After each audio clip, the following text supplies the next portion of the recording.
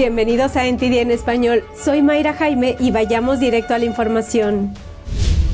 El devastador huracán Ian, uno de los peores desastres en generaciones, puso a prueba la fe y la resistencia de la gente. Ahora Elon Musk pretende cerrar el trato al precio original para adquirir Twitter, esto luego que intentara salirse del acuerdo. Un nuevo proyecto de ley en Oklahoma impedirá a hospitales infantiles recibir dinero federal si estos realizan operaciones de reasignación de sexo a niños. Arizona elegirá gobernador en noviembre, pero la candidata demócrata planteó sus argumentos para no debatir con su oponente republicana.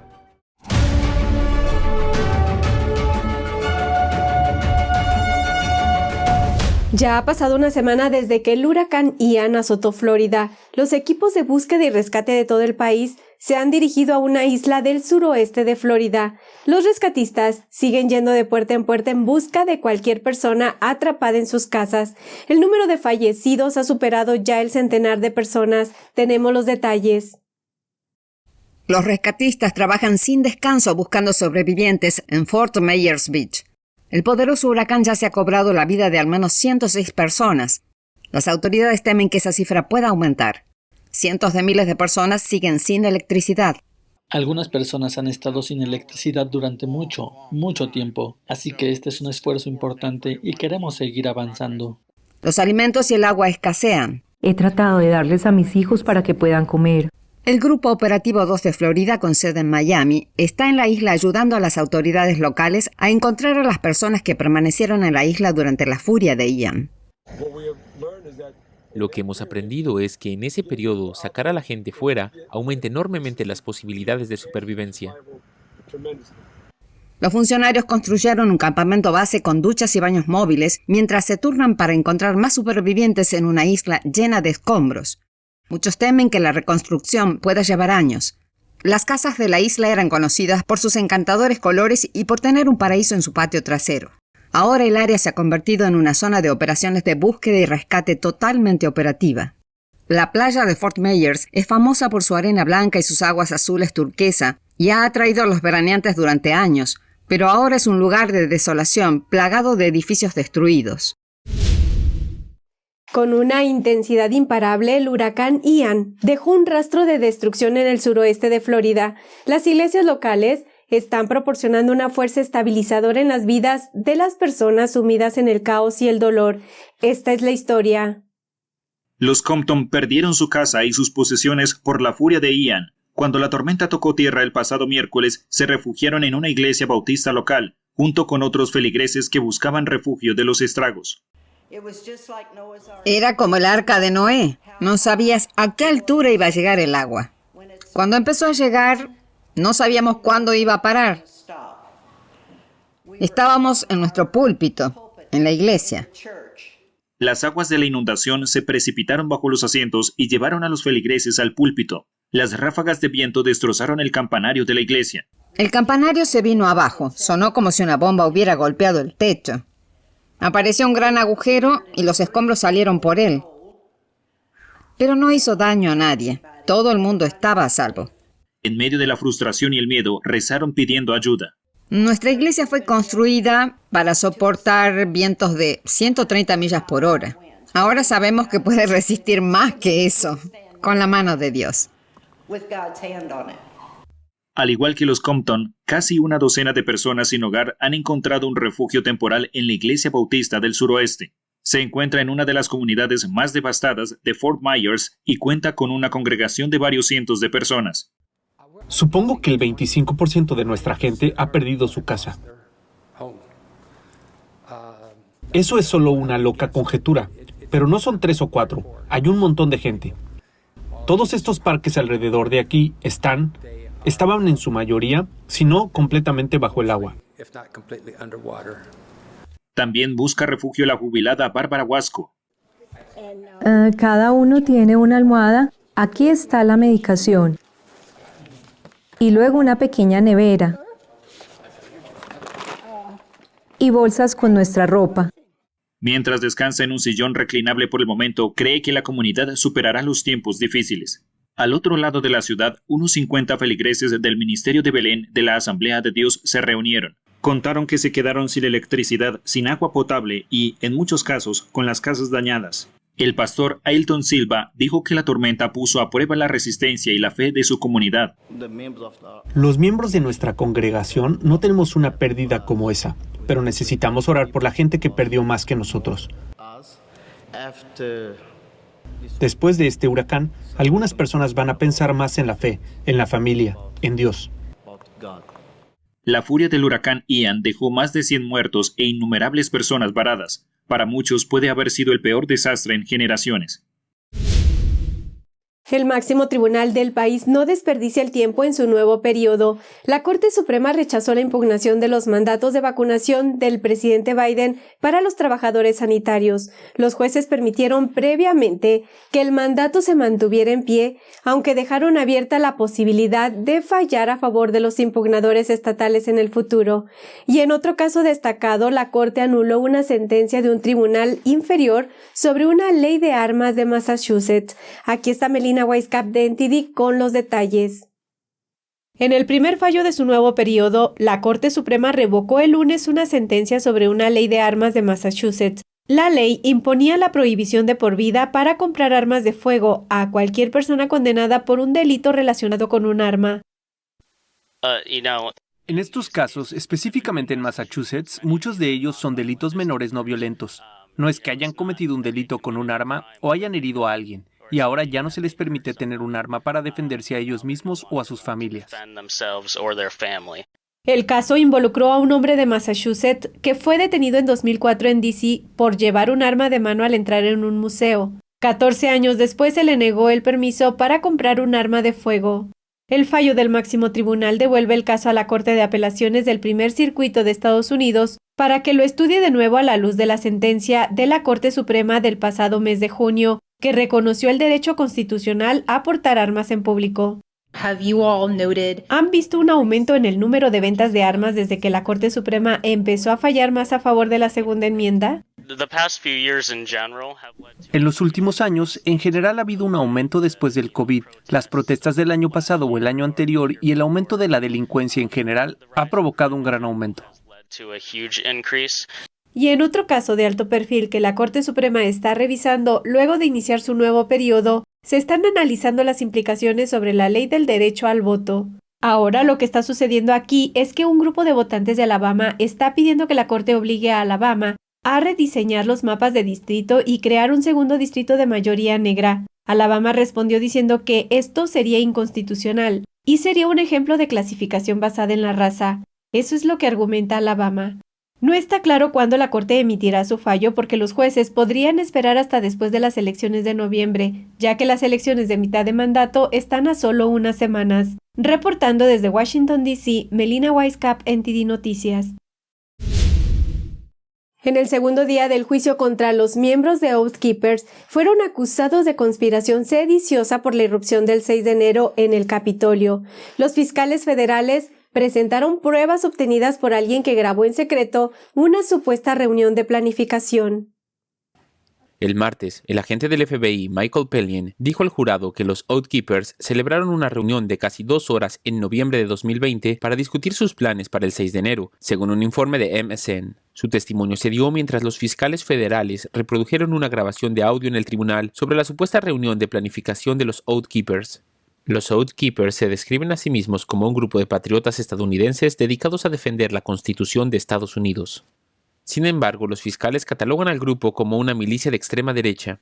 El líder de los Oath Keepers, Stuart Rhodes, y 4 de sus miembros fueron acusados de varios delitos, entre ellos el de conspiración sediosa en relación con la irrupción en el Capitolio del 6 de enero. El audio grabado en secreto por un asistente y entregado al FBI es de una supuesta llamada para discutir el rumbo de la lucha de los Oath Keepers. En la grabación, Rhodes dijo repetidamente que la gente debía presionar al entonces presidente Trump para que invocara la ley de insurrección. La ley de insurrección da a los presidentes de Estados Unidos la autoridad para desplegar militares en servicio activo para mantener o restaurar la paz en tiempos de crisis. CBS News informó que los abogados defensores están de acuerdo en que los acusados esperaban que el expresidente invocara la ley, pero sostienen que los Oath Keepers no hicieron nada malo, ya que Trump nunca la invocó. Los fiscales también presentaron al jurado los mensajes de texto que los investigadores tomaron de los teléfonos de los acusados. Rhodes y otros miembros de los Oath Keepers supuestamente declararon que responderían con armas si Trump los llamaba, y que recogerían armas en la cercana Virginia porque las leyes de armas eran menos estrictas que en D.C. Los abogados defensores dicen que esto demuestra que los Oath Keepers eran respetuosos de la ley y que su esperanza de que se invocara la ley de insurrección demuestra que tenían la intención de seguir la ley. Los 5 acusados se han declarado inocentes y enfrentan una pena máxima de 20 años tras las rejas. Ahora vamos a un breve corte y regresando le tendremos información sobre Elon Musk, quien ahora cambia de decisión frente a Twitter. Regresamos.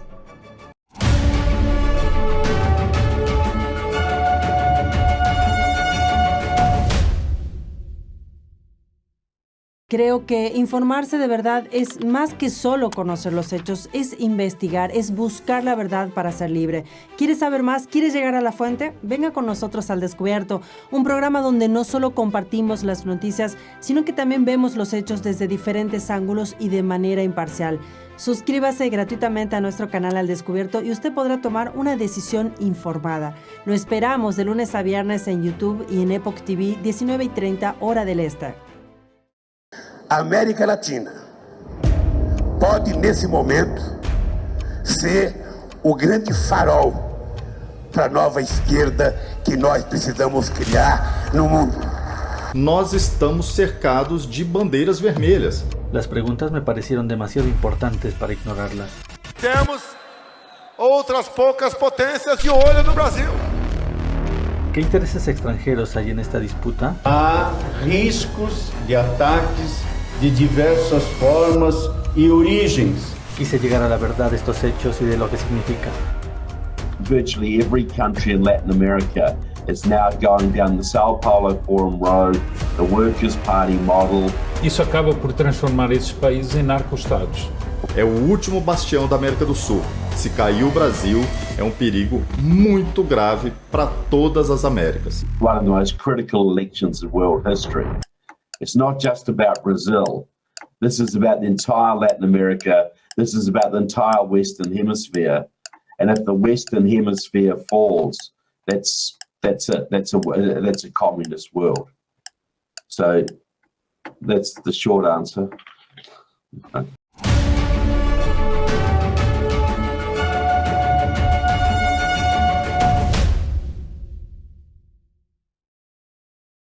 Y ahora vamos a hablar del acuerdo de Twitter con Musk. Parece que nuevamente está en marcha. El lunes Elon Musk dijo en una carta a Twitter que decidió continuar con su oferta original de $44,000 millones para convertir a Twitter en una empresa privada. Esto si el juez de Delaware acepta detener el proceso judicial. Un acuerdo pondría a la persona más rica del mundo al frente de una de las plataformas mediáticas más influyentes. También pondría fin a meses de litigios que dañaron la marca de Twitter y fomentaron la reputación del comportamiento irregular de Musk. Musk se haría cargo de la empresa que en un principio se comprometió a comprar en abril pero que después se frustró. Tras conocerse la noticia, Musk tuiteó que la compra de Twitter aceleraría su ambición de crear una aplicación para todo llamada X. Esto hace eco de las insinuaciones que hizo en junio sobre la creación de una superaplicación o un lugar para diferentes aplicaciones y funciones, algo similar a WeChat en China. Musk también dijo que quiere crear una función de transferencia de dinero. La renovada oferta adelanta un esperado enfrentamiento entre Musk y Twitter, que se fijó para el 17 de octubre en una corte de Delaware. Allí la empresa de redes sociales solicitó una orden para obligar a Musk a cerrar el acuerdo por $44,000 millones. Musk decidió abandonar su oferta y no quedó claro el porqué. Él reconoció que el acuerdo iba a cerrarse pronto, se iba a tener que quedarse con Twitter de una forma o de otra, así que le ahorró un ojo morado. También sucedió que el juez dictó resoluciones de descubrimiento que favorecieron en gran medida a Twitter. Al parecer, Twitter presentó mensajes de texto que sugerían que Musk trataba de salirse del acuerdo debido a la situación política. Tal como resultó, eso no es una razón para salirse del acuerdo. La Tercera Guerra Mundial puede ocurrir y él todavía tiene que cerrar el trato.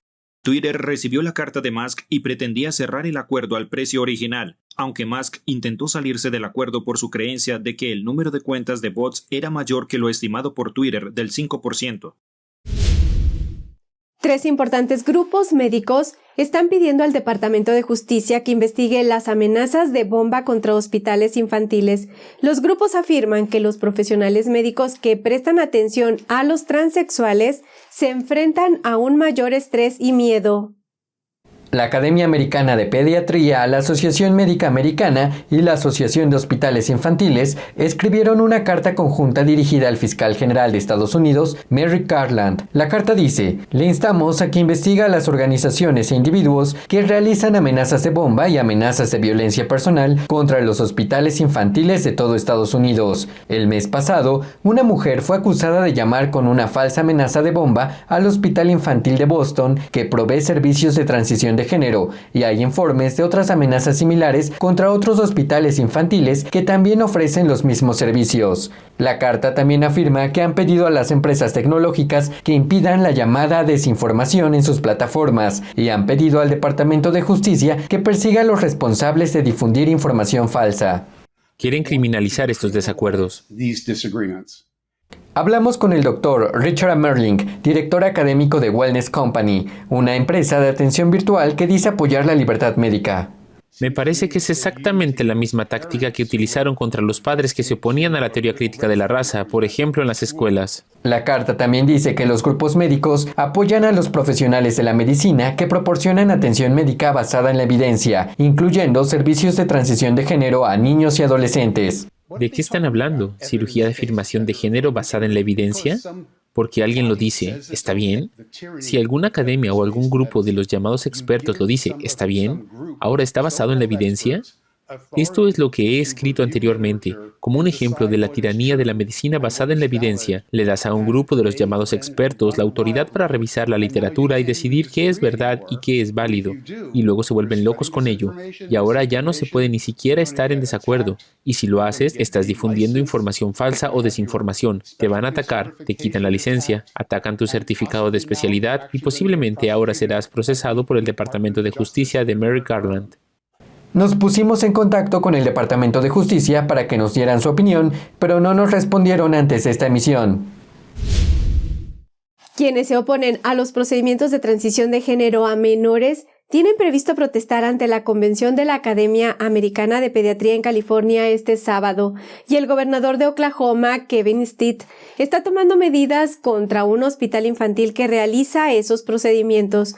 El martes firmó un proyecto de ley que les impide recibir dinero federal de ayuda para la pandemia a menos que dejen de realizar operaciones de sexo a niños.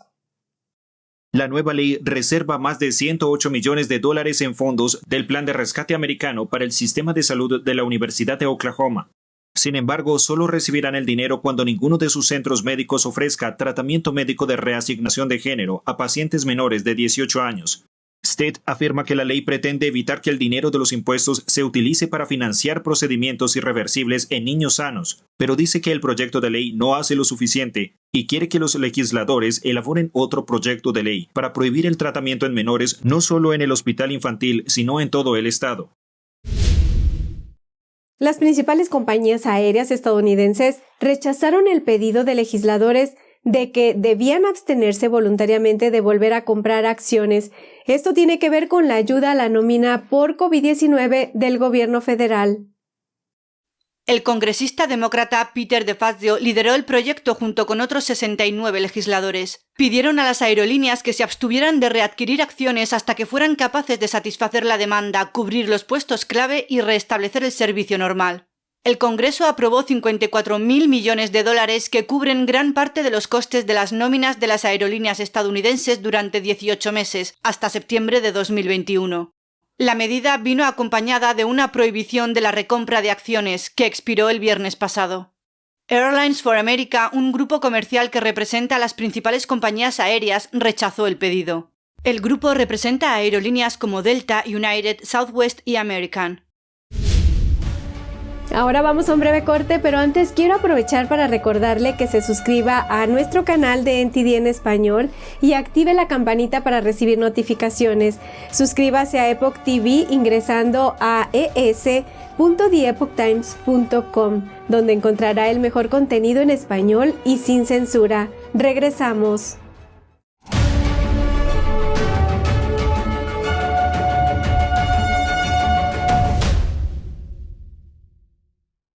Saludos desde En Primera Plana, de NTD, el lugar donde buscamos respuesta a tus preguntas, donde tocamos los temas que importan, que impactan nuestras vidas. Y no solo vamos a tocar la superficie. Nuestra misión es que tú entiendas profundamente lo que está ocurriendo en nuestras comunidades. Estamos aquí para que no te pierdas lo importante. Míranos en YouTube y en Epoch TV, de The Epoch Times en español, de lunes a sábado a las 10:30 de la noche, hora del este. Te esperamos. Hasta pronto. Los expertos dicen que lo que pasa en China termina pasando en el resto del mundo. Pero ¿qué pasa en China realmente? Pocos se animan a contarlo. Censura y ocultamiento, persecución de creencias, vigilancia extrema y crédito social. Mírelo antes en China en Foco y entérese de primera mano de noticias que le gustaría saber antes que nadie. Mírenos en YouTube y en Epoch TV del Epoch Times en español, de lunes a viernes a las 7 de la tarde, hora del este.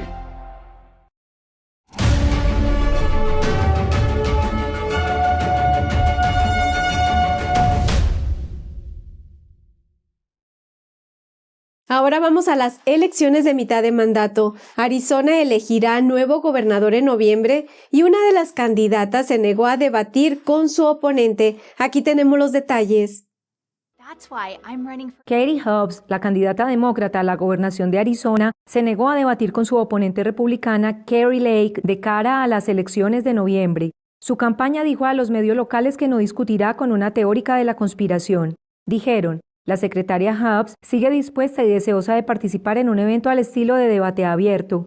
Desafortunadamente, debatir con una teórica de la conspiración como Kari Lake, cuya plataforma de campaña es causar un enorme caos y hacer de Arizona el objeto del ridículo nacional, solo conduciría a constantes interrupciones, distracciones sin sentido e insultos infantiles. Debemos respetuosamente rechazar la invitación. Durante un evento el lunes, Lake respondió al ser llamada teórica de la conspiración. Sabe, si eso es lo que piensa de mí, entonces que venga a sentarse en el escenario del debate y que me lo diga. Pero tiene miedo. Porque sabemos que esa no es la verdadera razón por la que no quiere debatir conmigo. La verdadera razón es que ella tiene ideas decadentes, ideas sin futuro. Su historial en el Senado es pésimo. Su historial de votos es horrible. La Comisión de Ciudadanos por unas Elecciones Limpias organizaba el debate. La comisión dijo a The Epoch Times: los debates son una herramienta fundamental para que los votantes sepan directamente de los candidatos cuál es su posición en los temas. Recientemente, una encuesta encargada por Elecciones Limpias identificó los debates como una fuente primaria de información electoral para los votantes de las elecciones generales. El grupo rechazó el pedido de Hobbs de un formato de estilo de debate abierto. Las últimas encuestas muestran que Lake y Hobbs están casi empatadas y que Lake aventaja a Hobbs en un 46% frente al 45% de los encuestados. Las candidatas también están muy cerca en la recaudación de fondos. Hobbs recaudó $5 millones, mientras que Lake logró algo menos de $4 millones. La ganadora de las elecciones generales sucederá al gobernador republicano Doug Ducey, ya que los límites de mandato le impiden presentarse a la reelección. Un sismo de magnitud 6.1 se registró este miércoles en el norte de Perú. Al menos una persona falleció por un paro cardíaco y otras 2 personas resultaron heridas durante el temblor. Autoridades del Instituto Nacional de Defensa Civil confirmaron que no hubo mayor daño en las infraestructuras. La Dirección de Hidrografía y Navegación de la Marina de Guerra de Perú informó que el sismo no generó un tsunami. Y pasando a nuestra siguiente nota, México celebrará el próximo fin de semana la segunda Marcha Nacional por la Mujer y la Vida en las principales ciudades del país.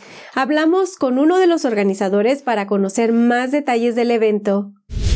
El presidente del Frente Nacional por la Familia, Rodrigo Iván Cortés, compartió con NTD en español las razones por las cuales su organización se está sumando a la Marcha Nacional en favor de la Mujer y la Vida, que se llevará a cabo el próximo 9 de octubre en la Ciudad de México.